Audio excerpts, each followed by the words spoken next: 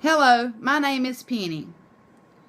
Children's literature is enjoyable and can help enhance the language development as well as the critical thinking skills of children. The Newbery and the Caldecott Medal are considered the two most prestigious awards for children's literature. A Caldecott Medal is awarded to the illustrator of the most distinguished American picture book of the year. This medal is named in honor of Randolph J. Caldecott, who was a 19th century English illustrator. I am going to tell you about two different books that I hope you find just as interesting as I do. Have you ever had a meaningful and heartfelt reason to save your change in a jar? A Chair for My Mother was written and illustrated by Vera B. Williams and falls under the genre of realistic fiction. This is a picture book that was recognized as a Caldecott Honor Book in 1983 for its colorful as well as beautiful illustrations that convey a peaceful relationship between a family as well as the generosity of the community. A Chair for My Mother is also a Reading Rainbow book. This is a story of a young girl named Rosa, her mother, and her grandmother. Rosa's mother works as a waitress at a small diner. Rosa often helps out at the diner after school doing small chores. She puts half of the money she makes into a jar. Her mother's tips, as well as any savings from her grandmother, are also put into the jar. A tragedy occurs, causing them to lose their home to a fire. They move in with their relatives for a while before moving into their own apartment downstairs. However, they did not have any furniture or other household items because of the fire. The community provided them with various items, but they still didn't have a sofa or a chair. Rosa's mother wanted a comfortable chair she could sit in to rest her feet after a long day of work, and her grandmother also wanted a comfortable place to sit while peeling potatoes.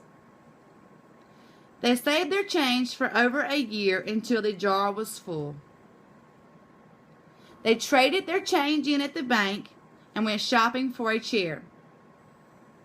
They found the perfect, comfortable chair, and the three of them shared this chair together.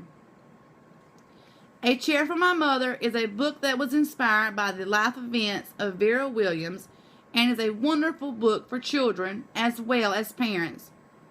This book is a very touching story that will leave you inspired as well.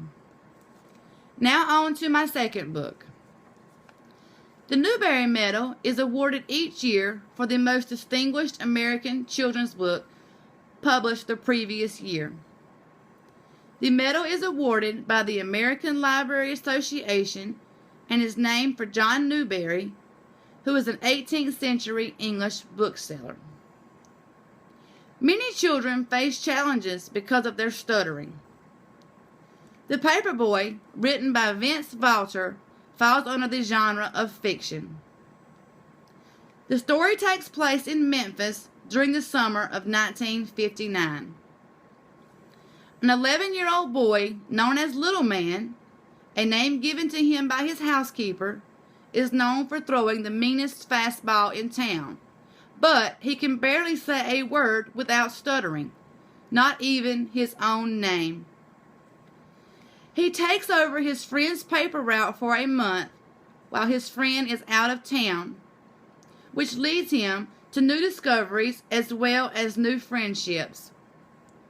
However, his stuttering prevents him from speaking to his customers. He learns during this time that everyone has their own struggle and that some are more obvious than others. Some of the customers include a housewife who drinks excessively and a retired merchant marine that is very understanding. He needs his knife sharpened to cut the cord of bundled papers and is unaware the one he asks to sharpen it is a bully and a thief that puts his life, as well as his family, in danger. His character changes during this time while delivering the papers, and also overcomes many struggles and transforms his life. He finally reveals his name, Victor Valmer, without stuttering at the end of the book. Although stuttering can cause challenges, children can learn there are more difficult challenges in life than stuttering. This is an unforgettable story that can be meaningful to anyone, especially ones who have ever struggled with stuttering. I encourage you to take the time to read these 2 books to yourself as well as to your students. Certain age children can read them independently.